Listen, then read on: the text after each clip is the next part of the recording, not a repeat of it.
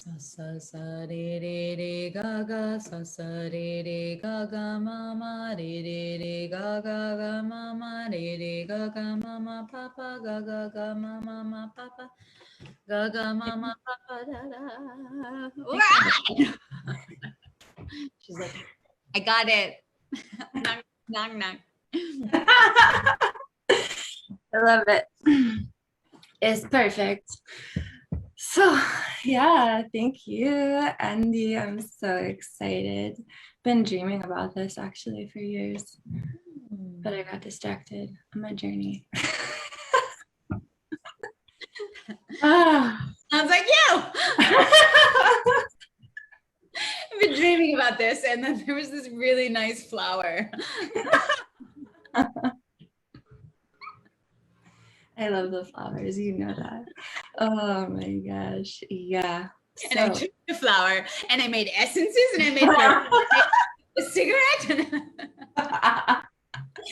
And anyway, I've been dreaming about this. It's so true. It's so true. You can do so much with the flowers. Oh my gosh. Oh, okay. So yeah, we're drinking tea on a Saturday morning, and I have Andi here with me, and yeah, she's the founder of TIFA, which is the Institute of Aliveness, which is incredible. It's incredible. I hope she mentioned something about that today. And we met back in 2009, I believe, in a little program for inner and outer sustainability, living roots in Oroville, India, which is this.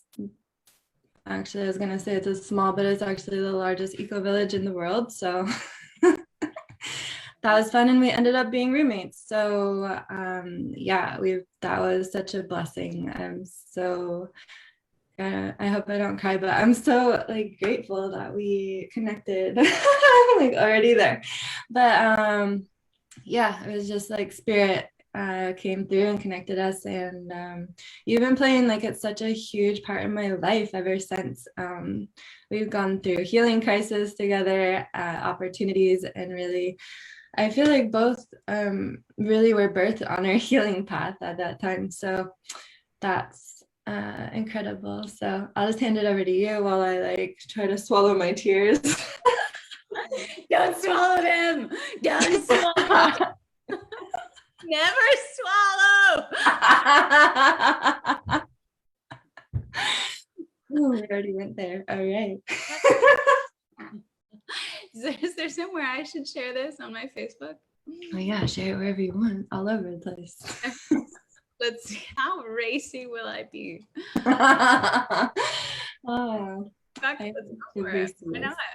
I'm trying to rekindle my personal social media since I've given, the past like 7-8 years to a collective, and I'm offering that to the world. I do like the outlandishness of being able to have my own channel where I'm just like, fuck it, and say whatever I want. Hi, Mom. Completely. Hi, Mom. There might be some flashes in here. I think I did it. I think I might have shared to my profile. Great. Okay. So yeah, it's always fun making live content and you don't know who the fuck's watching you. I'd like to start with saying that I wet my plants. I love that. Thank you to my friend Lindsay, who is greatly shepherding me in this great transition week of my life, marked by none other than the great turning, the mythic virus that manipulates the planet and initiated. And yeah, completely. I feel fully initiated, and was welcoming it with open arms. Yeah. So let's do this intro thing. The intro thing. Well, yeah. So I'm sure many people who watch your channel love you well, and to me, of course, I love Brittany as well.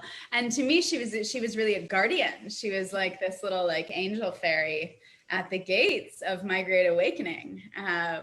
Because when we first met, which was probably the very end of 2008, I don't know if you were there for the Dalai Lama in Oroville when he I just missed it.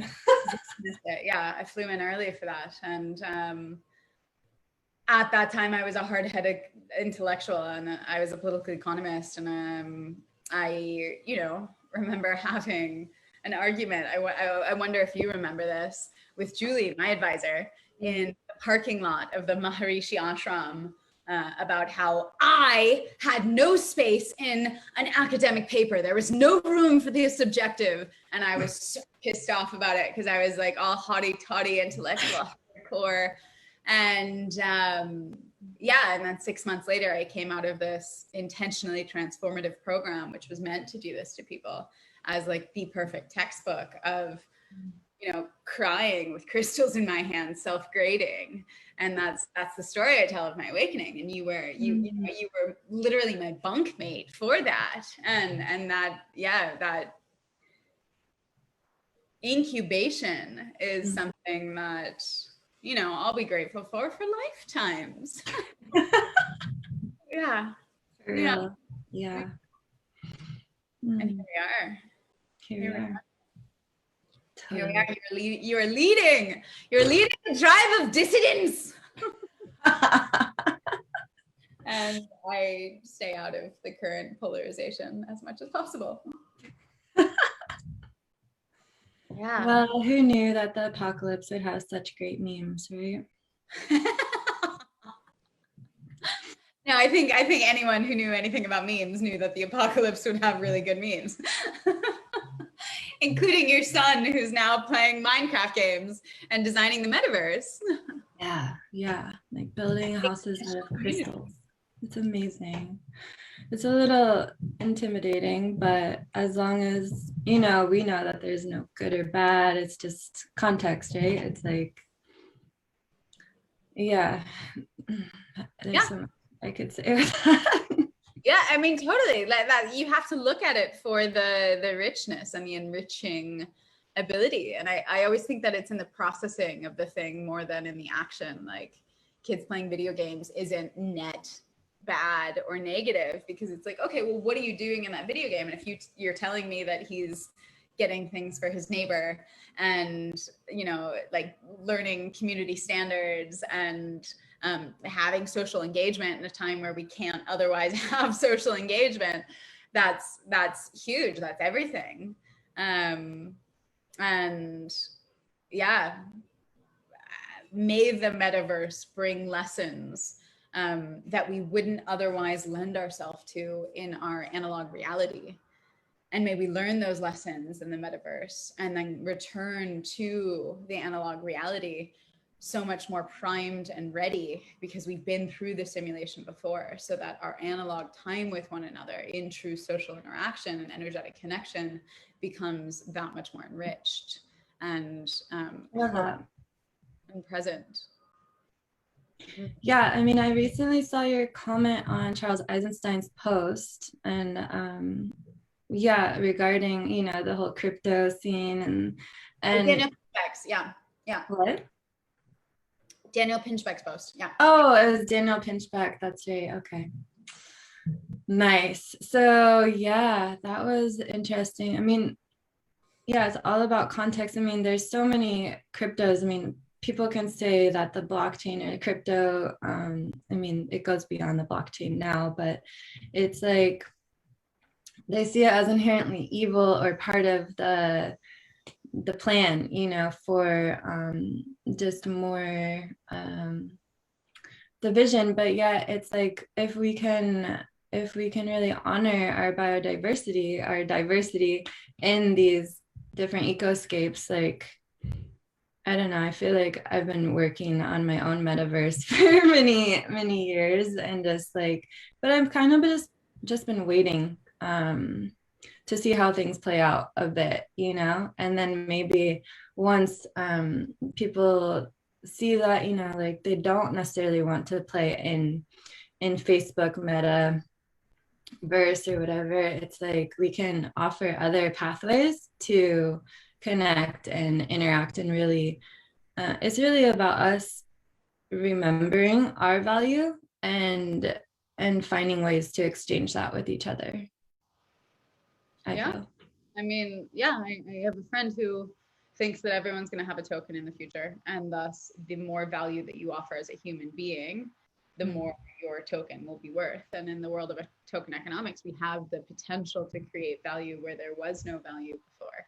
And that is everything, because the owners of the game of capital are the capital stewards, and or, especially in the realm of the US of A, those who print the money. And when we can all print money, but it's digital currency, right, then we all become powerful in this very metaverse-like monopoly game that we've already been playing, you know, $30 trillion in debt. And, right. Yeah. Oh, yeah. It's, I know you've been in that space for quite a while too. It's like at Burning Man, you like really help lead that space in the. I mean, I steward space for it. I wouldn't say I lead it. Like that's been, I mean, I was definitely awakened to the decentralization. Like if I pick up the thread of where I was before I met you as a hard-headed political economist, searching for another organization of what society could become. And that's why I went to Orwell. That's why I went to an intentional community. And I'm sure you remember this 20-year-old version of myself who was like, we have to find another way to engage where it's both social and liberal and open, but it's not serfdom, and it's not communism, and it's not socialism. And it's like, what is this other way? Called Fixe by Noam Chomsky. It's this fixed idea of something else that could be possible from the human species. And on a level of social economics construction, societal construction, something that I've been searching for what, 13, 14 years now. And went to Orwell to find, and found that, okay, the consciousness needed to create that construction has to come from my own journey, and how I meet myself, and how I employ myself, and how I exchange with myself, the Marxian concept of Wegna, exchange.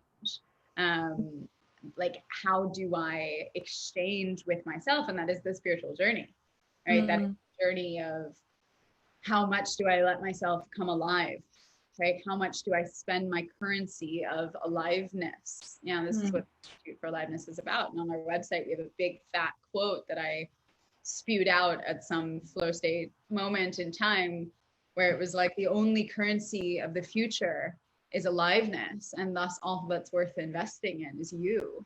And that's, you know, so that's how I've spent the past 2 years of my life building a self-improvement vehicle meant for the advanced Jedis who are ready to engage with what the species is becoming, and are ready to push the envelope to actually evolve the human species. And we're taking on the work, you know, of Sri Aurobindo. I don't know how much I've told you about this of late, but like massive penny drops of, we also have a massive Orwell scholarship program at TIFA, and we take in 3 Orwellian students every year. And the concept, the Sri Aurobindo, if anyone's not familiar with, Indian sage, he was a freedom fighter in the 1947 war, got thrown in jail in Pondicherry, and in jail was like, oh, I'm going to start studying yoga so I can get stronger and become a better warrior. Started studying yoga and was like, oh, wait, war isn't the path. And he became one of the greatest Indian sages of the 20th century, and was a rampant intellectual. Osho's commentary on him is quite the funniest. And he says Sri Aurobindo wasn't awakened, but he was really hella smart. And I'm sure those were the words of Osho. He was really right. You read the Adventures of Consciousness and all of these other Aurobindo books, you journey through this understanding of the supramental, and the understanding that his main premise was that man is a transitional being, and that human as we are today is not the final evolution of our species, that there will be further evolution, but that evolution will be evolution of consciousness. And so that is what TIFA is here to answer. And I didn't know that when it was starting. Like, you know, the seed ran through me as the curriculum when I was in silence 4 years ago, leaving my career. And it was a way really to offload my career of all these things that I had studied over the past 15 years, many of which in Oroville, of how to engage with the modern human condition and how to kind of encompass being human today in the 21st century in a way where it's like digestible and someone can go through the experience, both opening their eyes more clearly to a new and more profound and vaster worldview to the world around them and other human beings around them, as well as opening their eyes more clearly to themselves and our own traumas that we bestow upon our experience of being human. And so that inward and outward journey is the journey of 18 months that make up TIFA. And the ways in which at TIFA what we're doing is continuing the work of people like Sri Aurobindo, Rudolf Steiner, Terence McKenna, right? The great pioneers of thought and existence in our time. And TIFA really serves to be this giant global think tank. I mean, we currently have 60, 70 students representing somewhere around 40 countries. And we start in January, a new class of people who want to be met by equals doing the same depth of work in a container. Wow. That can hold, and the container is the most powerful part of it, that can hold your journey. Because I mean, like you know, like me, like we've had journeys that have been, you know, what did you say? I've been meaning to do this for a while. And then I smelled a flower. Like, you know, we get distracted, and the joy of doing it on a roller coaster with other people who are taking the ride with you, rolling with the homies. No episode is complete without the Clueless reference. That this brings us to a place where we can, you know, relax into that container and feel contained, that like the journey will continue and it will deepen and it will hasten as we are put in community. Again, this idea of community, just like we were. I mean, that's what we were doing in Living Roots in Oroville all those years ago. It was trauma healing in community. And TIFA is trying to really pioneer that concept in a whole new way, to a whole new depth. I mean, we were 2021. I mean, you were a little older, I think, than the rest of the group. But we only accept students over the age of 28, and our oldest student is 63. And so it's like, it's a very different ballgame when you have adults who are ready and able and willing to sit with the capacity of facing ourselves at a whole deeper level than society gives us permission to do. And so, the pioneering of what our species can become on that quest, I am non-polar, right? I am a Switzerland in the current divide and conquer polarization debate. And it's been fun to be Switzerland. You know, we got beautiful lakes and mountains. Yeah. But with that said, I have had COVID over the past week, whatever that means. If that means to you that there's a exosome detox crisis, that definitely happened because I stayed out at Mayan Warrior all night long. Had 7 a.m. the next morning, got 2.5 hours of sleep, and was 7 days into a fast, and my immune system dipped, you know, and then, you know, I get a positive COVID test result, and I'm like, yeah, bring it on. Yeah. Bring it on. My blessed mother, who's probably watching this. Hi, Mom. Sorry, I didn't tell you. I didn't want you to be scared, but like, I'm really okay. I know you and Dad have been scared that I would die of COVID. I'm really okay. I'm super okay. I think that I had the fastest recovery of anyone ever.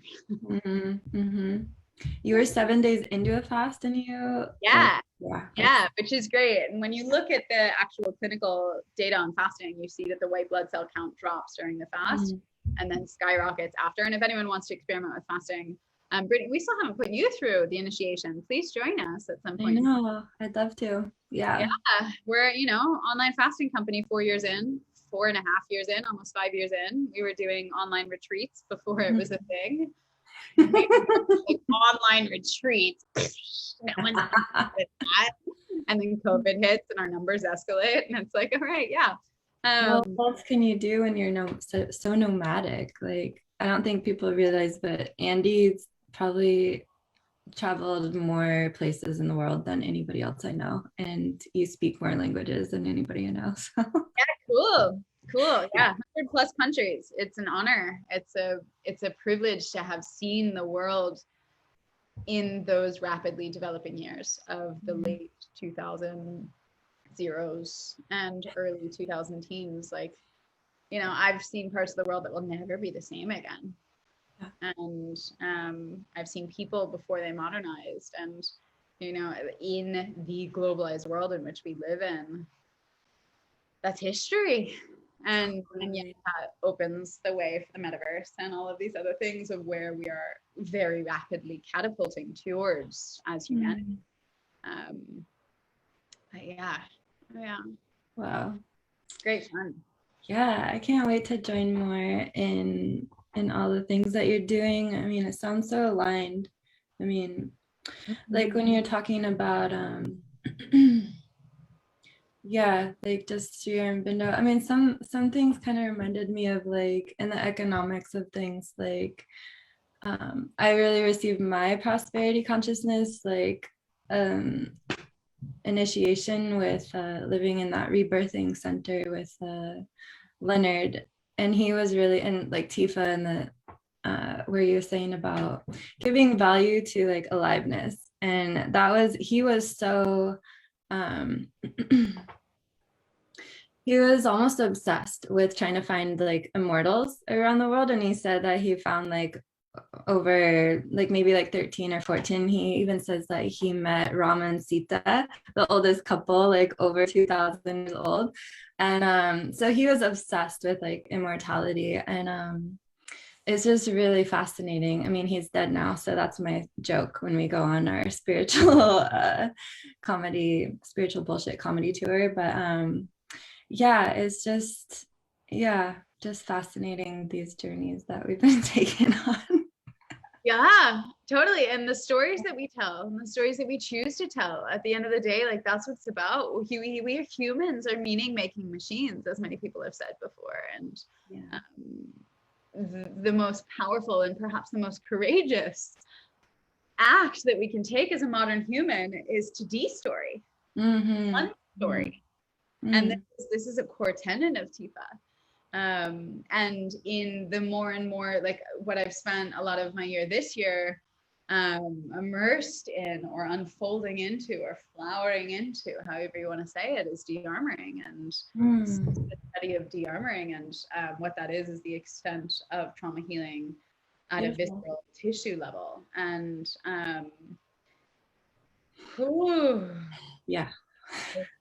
there's so much there that story is stored up in ourselves. And so something that I like to work with people through is like, as we de-story, can we kind of decharge the story that you're telling, be aware of the theme that's wanting to come through the story, and then fully feel the emotion right in the body before it's made into words in the mind, and like just really sit with that and sit with the sensations.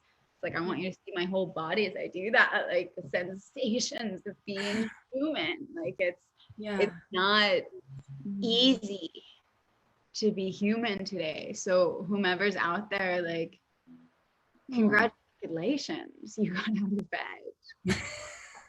And there's vastness to our experience, especially with everything hastening, especially with everything digitizing, especially with the new version of life, you know, opening in the metaverse. What was it? The first couple got married in the metaverse. Whatever. I didn't even see that. Wow. Yeah. Oh my goodness. That we did it. Were they in avatar form or what? They were. We do not have holographic imaging yet where they can transport. That That was really cool if it was like kiss the bride and they like melded into one. Now you are one. It's like, look, Rama and Sita, I told you. Oh my goodness. That reminds me of, I'm reading this book with Quinn, Mr. Lemoncello, and he has this library and there's holograms. And so he brought back his like favorite librarian from like the 1960s, and it's a really fun book. Yeah. Porn, my favorite librarian from the 1960s. Oh my God. Did you watch the documentary, which I'd like to plug now because I think that everyone needs to see it, called Raised on Porn?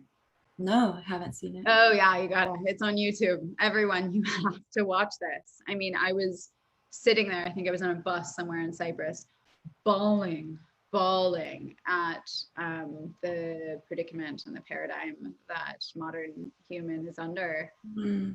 Our bastardized sexual consciousness and Wow.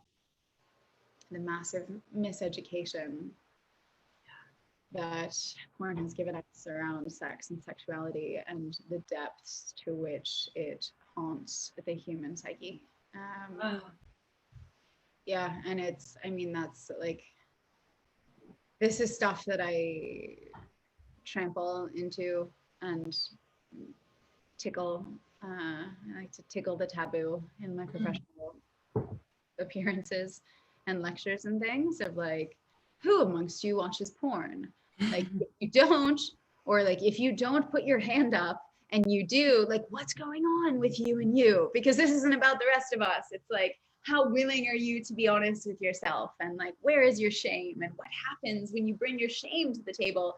And you're like, hey, I didn't shave my armpits. Right? I'm slightly ashamed of that, but now that I've showed you, I'll continue to show you. You know, it's that when we liberate ourselves, we become liberated. Yeah. It's a tautology, really. Yeah. What was that? What's the movie called again? Raised on Porn. Oh, Raised on Porn. Okay. Wow. Yeah, for some reason I thought you said a horn, and I was like, she's like, what the fuck are you talking about? No, that is such an issue. I mean, just relating, I mean, and also our sexual energy constantly being extracted and manipulated. I feel like our sexual energy, once we can really, you know, reclaim it and honor it within ourselves and honor others, that would transform the world, really. Yeah, I mean, the most repressed, the most unwelcome, the most sold, the most coveted energy that there is. Yeah. And this is, I mean, it goes back to de-armoring, and it goes back to, in the TIFA curriculum, we have the 18-month program is 12 months of super intense content. If anyone wants to see the curriculum, please go to the website, Institute or the Institute for Aliveness.com. And you can see it there. But at the very end, after everything else, we go body, mind, spirit, and the last 2 weeks of spirit or sex and tantra. And we obviously end up back in the body and back in the nervous system as the cycle starts over again. But it is just like de-armoring, you know, in terms of my healing studies and my 15 years of seeking out the things that work and the practices and the techniques that are surefire, you know, not the ones that are like, nah, yeah, I kind of felt something. It's like, no, oh, fuck, no, I just had that gravity method colon hydrotherapy session. And it's like, shit came out, like something, you know, or I'm fasting and it's like, oh my God, this neck pain that I've had for years is gone, you know, 3 days into a fast. And the initiation.co, if anyone's interested, our next one starts December 17th, and I'm happy to offer your audience a big discount or something. Awesome. So yeah, reach out to either me or Andi if you'd like. Yeah, happy to. But in terms of efficacy, right, and that search for like what techniques and practices and modalities of thought really cut to the heart of the human condition and provide a tremendous amount of alleviation in one way, the pain that we're in, but in another, the knot that we're tied in, of our own denial of our condition. Like, what makes it easier to be human? What are those practices and techniques? And at the end of the road for me, very much has been, you know, the sexual healing. And it's not necessarily like sexual healing. It's off tune, Marvin Gaye. One for the home team. It's like actually like sexual pain revisiting is kind of what is. It's like, let's go back to those moments, especially for women where you were entered too fast, or you were entered without consent. Or I just saw that post that you put not so long ago, and that the ability to go back there with, it's very difficult to find a clean practitioner, and even the practitioners that I at first went to train under, they're not even clean enough to do this work, and they were teaching it. Unfortunately, it's like a scene. But I found my way to a woman named Suzanne Rousgaard, who is trauma-informed and amazing. Gaia Method is hers if anyone's interested in studying healing arts. And as part of TIFA as well, we have an all-star student, Rhiannon Wild, and she has the Pleasure Temple in Denmark. I highly recommend you follow her as well. But de-armoring practitioners who are integrated enough in their own human experience and level of consciousness and awareness. They have their own ego integrated, their own, you know, childhood healing integrated to an extent where they can interface with the world in a whole new way, and bring people to those moments of confrontation with the deepest shame. And especially for a woman, you know, who's had some kind of sexual violation or something, for whatever backwards reason of our human experience, it's the woman who walks away carrying shame from that. Not to say that a male perpetrator doesn't, or gender role reversed, but that like palpably feeling into that at the tissue level, is some of it. That to me is like the last frontier of work. That's amazing. Yeah, that somatic healing, I feel, is like the deepest level. I mean, if, like you said too, if you can share the stories and from more of like, this is a lesson, and not holding like the trauma, pain, vibration, you know, that is really powerful. Yeah, I mean, there's one part of it, and this is where I think de-storying can actually not work to our advantage if we escape the story or try to rewrite the story. I was just rehashing, I can share it with you. I was just rehashing, I told you on the call before, with a now dear friend who founded a Balkan Tantra festival that I taught at over the summer. And he's just left a 14-year McKinsey career to do the bigger consciousness work in the world. So we're ideating back and forth on systems change and like large scale institution of these spiritual concepts that once they become embodied and a being has been able to work through and integrate their own journey to the extent where we can see clearly in others and see in the systems what's broken or in need or want of attention and love, you could say. Anyway, so I rehashed with him this event that happened when I was in Cyprus. It was the very beginning of Scorpio season, and I held a women's circle. I was asked to hold a women's circle. I didn't. No part of me was like, I'm gonna hold a women's circle. I was asked to hold a women's circle, and I'm not a beginner's teacher, and I never have been. And I'm very demanding and hold a very high standard for truth and cut through people's pleasantries and people-pleasing bullshit. And I did so in that field. And what I had asked of the women there, and what we did as the theme of the women's circle, because it was what was coming through me and what wanted to happen. It wasn't because I'm like, this is a good idea, I think I'll do it. It was just like, you know, Dharma. Women went around and shared their Me Too experiences. And my request was that they de-story. They have minimum amount of story or reason around it, that it's like just facts of, you know, breadcrumbs, this is what happened, and that they fully, however, sit in the emotion and the visceral response, the embodied response to going back to these tales and sharing them in a public, very safe, closed container setting. And that was, you know, challenging, but I still, in theory, think it's one of the more effective ways to do this kind of work, is to limit the story and stay with the embodied response of what it is. And as we know, the body holds so much wisdom. All of the answers are here. And however you want to encode it or decode it, or look at it, whether it's Iridology, hi Quinn, or whatever it might be.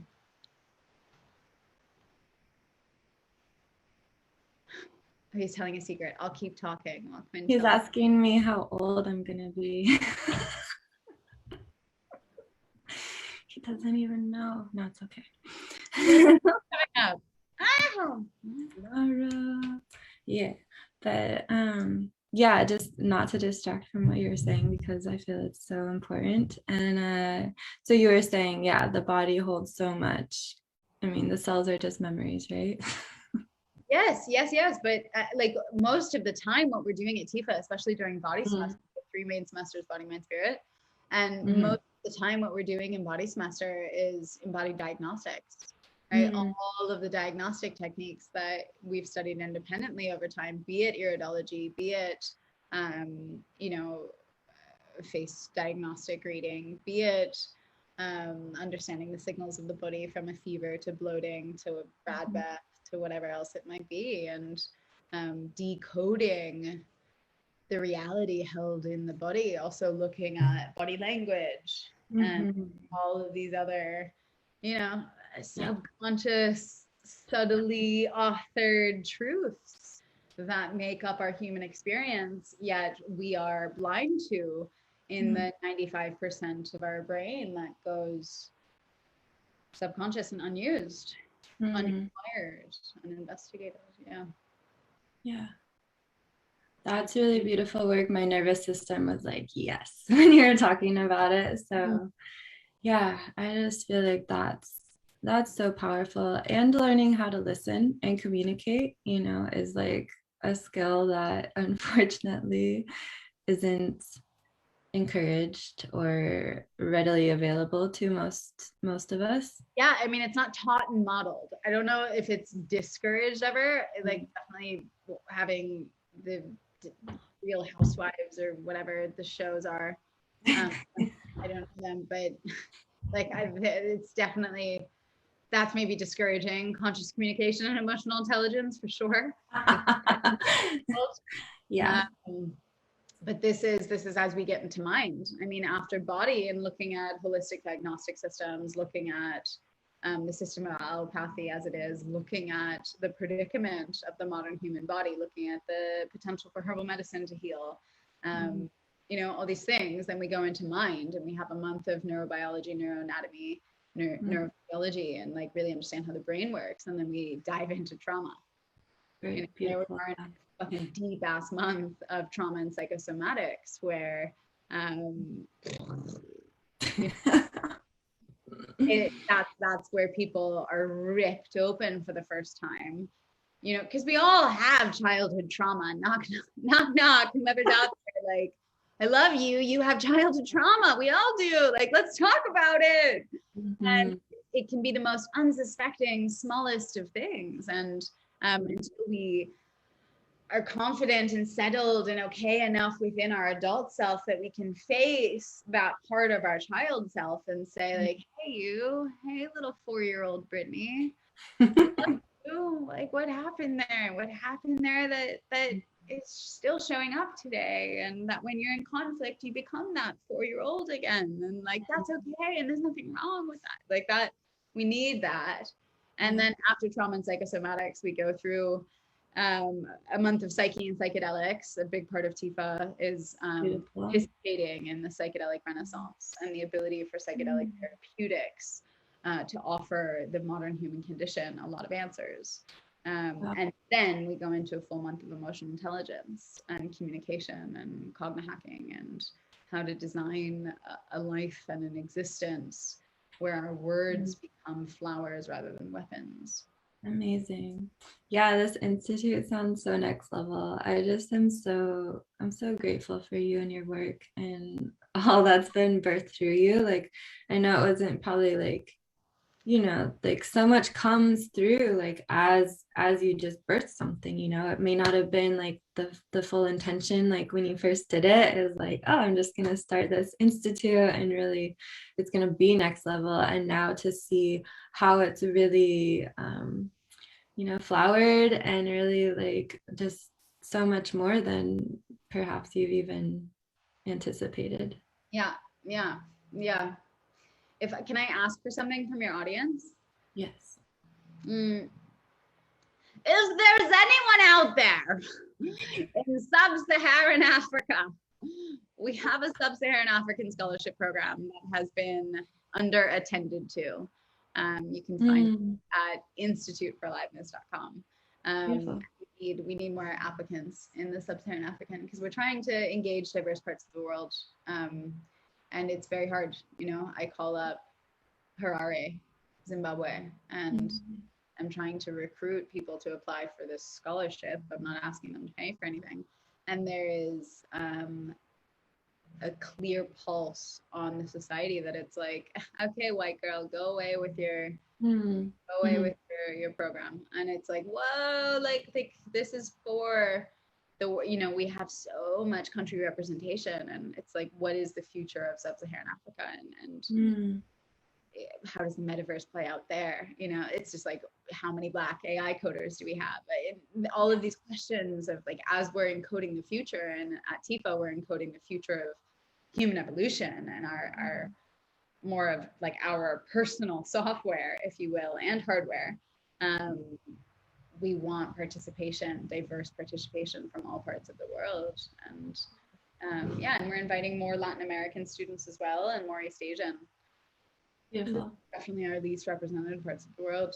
And that cultural diversity is really, it's a testament to the potential of what TIFA will become, because I mean, you brought in blockchain before, but TIFA will become a DAO. And that's a massive undertaking for the world of decentralized technology as well, because there's been no successful DAOs in existence. Decentralized autonomous organization. I'm sitting right here with the Bible, and if anyone hasn't read The Starfish and the Spider, which is probably all of you, probably none of you have read The Starfish and the Spider, get a copy. It's about the power of leaderless organizations and the power of a real movement to change the world, just in the same way as AA has, or Napster, or Craigslist, or all these things that are community supported and community sponsored. And that's really what we're doing differently at TIFA, because it's not like, oh, Andrea Page's training school, blah, blah, like, fuck that shit. For that level of ego, and that's what dominates the health and wellness world. And so what we've birthed at TIFA, and I very much say we, because without the 2020 class, like nothing would exist, is the potential for a leaderless organization, for a true cooperative that's co-owned and co-stewarded by the graduates. That this is a movement that exists for the benefit and the future of humanity. And that, you know, like that's a tremendous undertaking that needs more beings in it. And the DAO that will be formed from TIFA, the Decentralized Autonomous Organization, will be from the graduates, and the graduation standards for TIFA are incredibly high. Like the amount of hoops that one has to go through, because it's a master's program, in effect, Masters of Science in Applied Epigenetics. And so the amount of academic research that has to be done and term papers put out, and all of these other things that by the time someone gets to their final exam, and the final exam is an oral exam, essentially an assessment of consciousness, if you look at a system like spiral dynamics or some other assessment framework of embodied non-duality. You know, how much can someone sit in and with themselves in the moments of challenge and difficulty, and not project it outside where the world is doing them wrong, or someone else bad. And so what happens, and this is our massive thesis, what happens when we create a DAO of individuals who are actually conscious and can steward and hold the we field. Totally. And that's the antithesis of where we are in late stage capitalism and millennial entrepreneurialism and self-branding, this fucked up world that, you know, we've crawled into. Yeah, that's totally leading. Like I'm in this marketing mastermind called Automated Intimacy.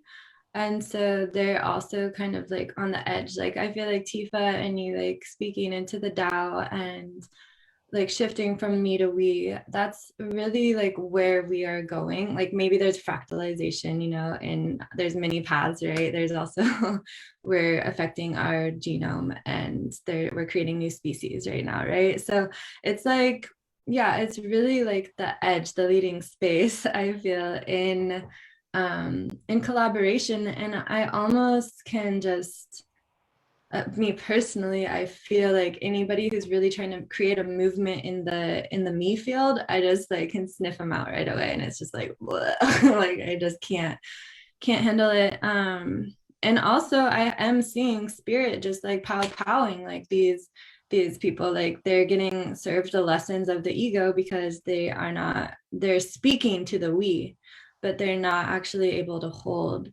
that frequency, if that makes sense. Like they're still I guess that's been my lesson the last couple of years in a lot of my nomadic experiences is coming into these spaces and reflecting those mirrors of like how they're not in integrity with their word, and then I get like bumped out and like I'm not even here to like clean it up, I'm just here to shine the mirror, you know. So it's been a really interesting. I'm like, spirit, what's going on? Like I just wanted to have some land and plant some seeds, but no, like it's not time to plant a garden for me. Yeah, I mean, it's really difficult to see through people and situations, especially when they don't necessarily want to be seen. And even though some part of them at some level has called us in to see them and witness them, it's painful to be seen for the ways in which we're not who we believe ourselves to be. And I can own that, and I can see that and speak that and feel that in my own human experience. And at the same time, I feel like I've been there so much that when it is real or honest or true, I'm like, like I'm just like lower into it. I'm like, yes, chop me into pieces, because I trust so deeply that who I'll be on the other side, I'll like a lot more than who I am today. And this doggy wants in. I totally remember you being, I mean, I remember, you know, since we were roommates, like me reflecting back to you at that time when like communication was maybe not being received well from like the group, and you really, it was hard, it was challenging like to hear it. It was challenging for me to like be the messenger, but like you gave me, you know, more practice in that process, and also like seeing you just dug in deep, then you wanted to learn all about like NBC, and like you really embraced it. Like it was so amazing to see. Like I feel like that was such a transformation at that time. Like, hey buddy, he just wants to say hi. He's my emotional support dog.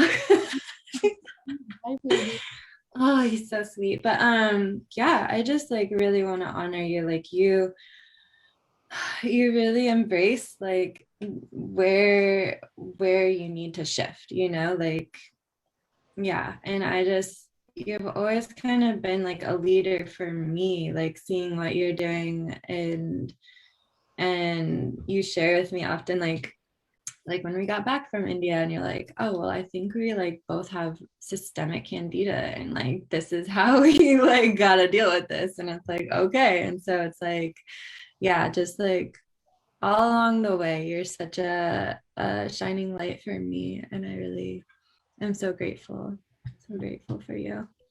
And that institute sounds so next level. I'm just like, thank you. Yeah. I mean, it's here, right? It's not here for everyone, but it's here for those who are ready, and often those who know, those who have thick blood and thin skin. It's just coming through. It feels accurate. Not thick skin where they don't feel, but like really thin skin where they're really sensitive, but thick blood where they know the truth runs and pulses so strong within them. Like that's who's welcome Antifa and who's invited to this space, like those really ready and willing to do the work. And it's very much the finishing school for the human experience, this kind of thing of like, I've been searching to become a better human for 5 or 10 years already, and I want this last veneer, this last icing on the cake, this last sculpting of my being. And a huge common value that we have at TIFA is that effervescent quest for self-improvement. And that is something I wake up with every single day. And I'm so grateful for, and fully attribute my growth to. And yeah.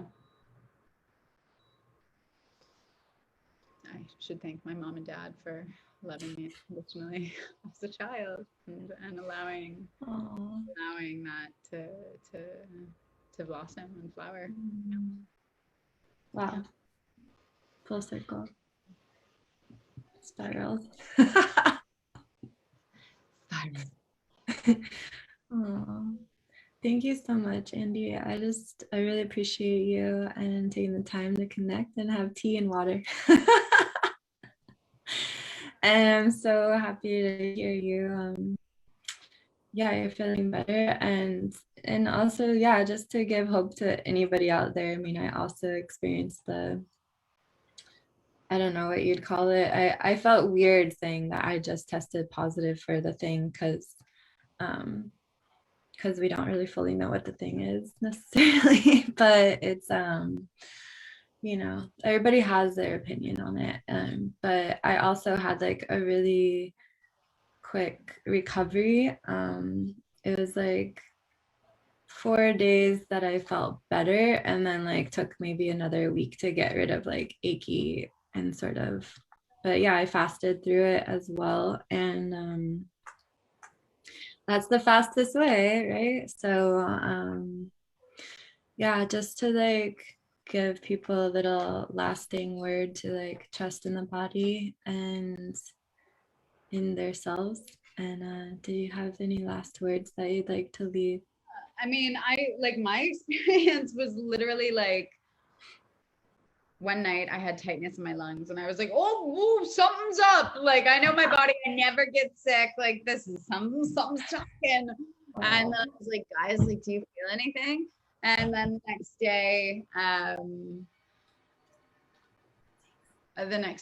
I felt like a truck had run over me or something in the morning, and had a fever for probably a day and a half or something, had 2 or 3 nights of night sweats, and then that's it, like nothing. Like, I mean, there was even a point, there was one night where like my smell and my taste started to fade, and that's really depressing, and it's very inhumane. A friend, Rochelle, in England actually brought this to my attention of how inhumane that is, to take away literally our survival skills of, like, as far as laboratory made viruses go, like that, like that's completely uncivil to take away, your survival interaction sense organs. So that was the most emotionally disturbing part of it. But the next day they were back, then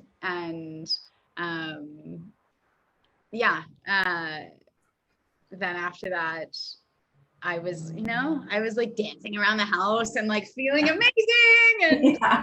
And I had broken my fast actually on day like 2 or something, because I had already been fasting for a week.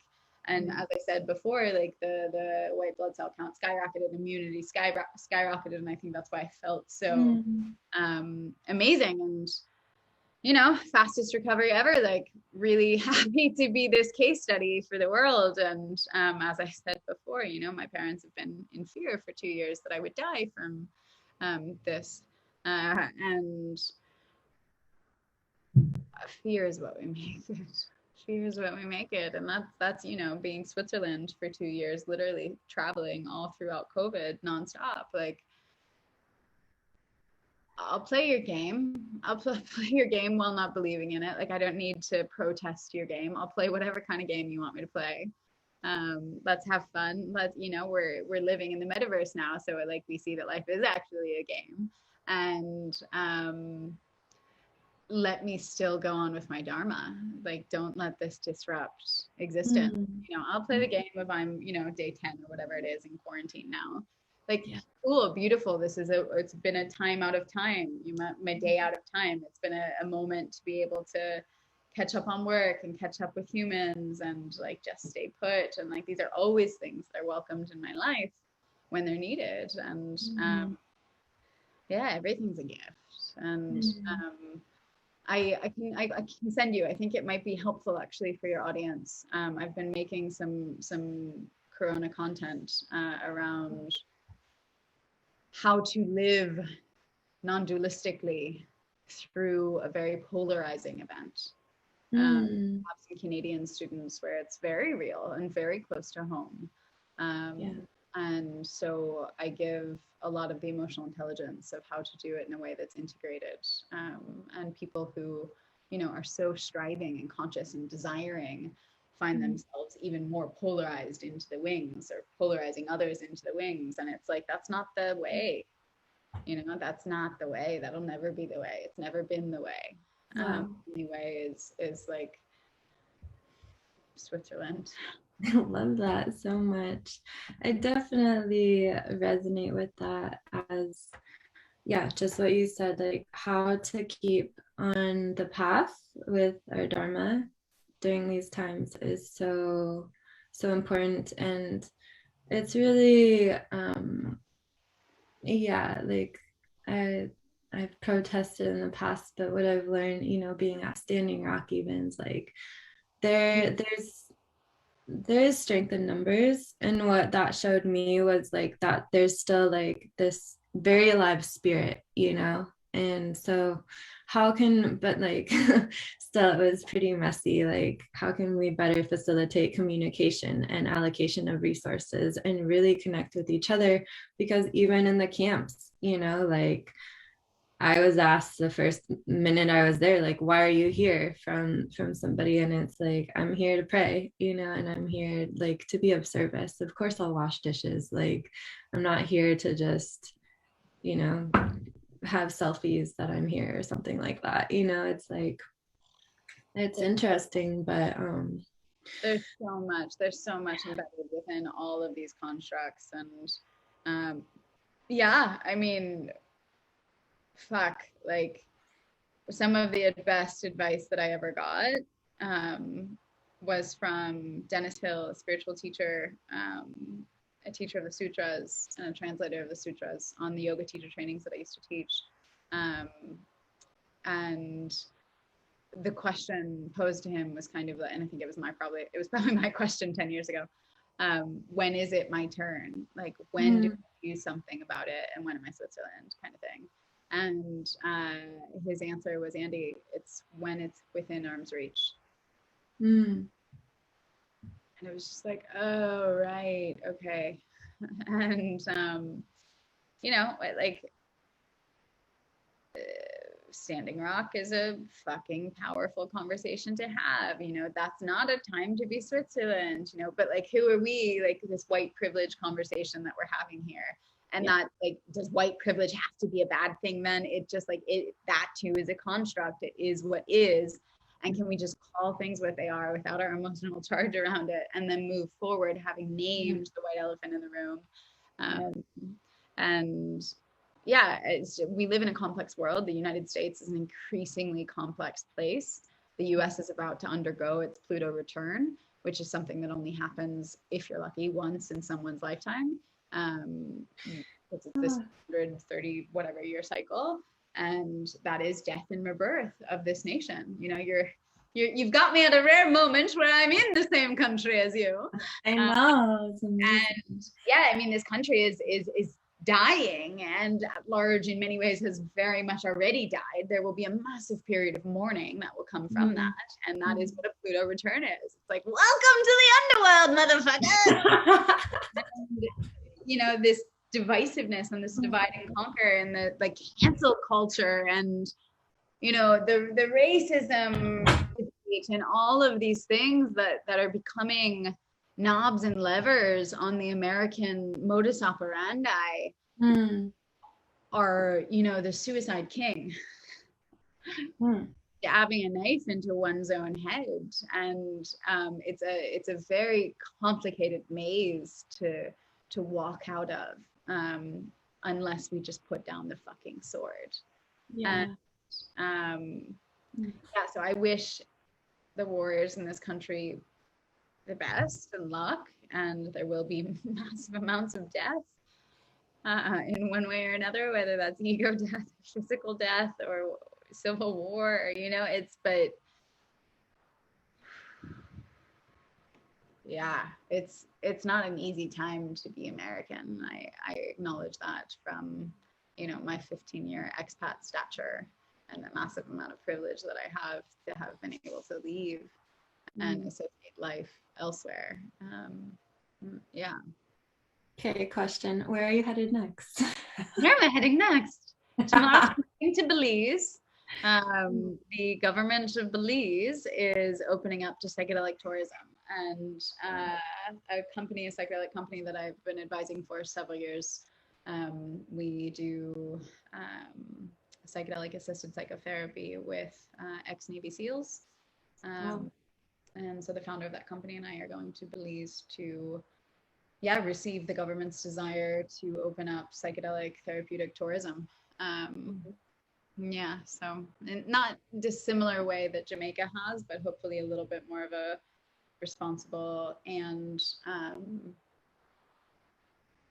more organized and a little posher version. Wow, that is so incredible. I feel like, we could talk forever. I mean, you just even touched on astrology, and now I want to have like a whole conversation about. We can do it. Let's do it next week, tea time. Perfect. I love it. Okay. Oh, well, thank you so much. I love you. And I love you so much.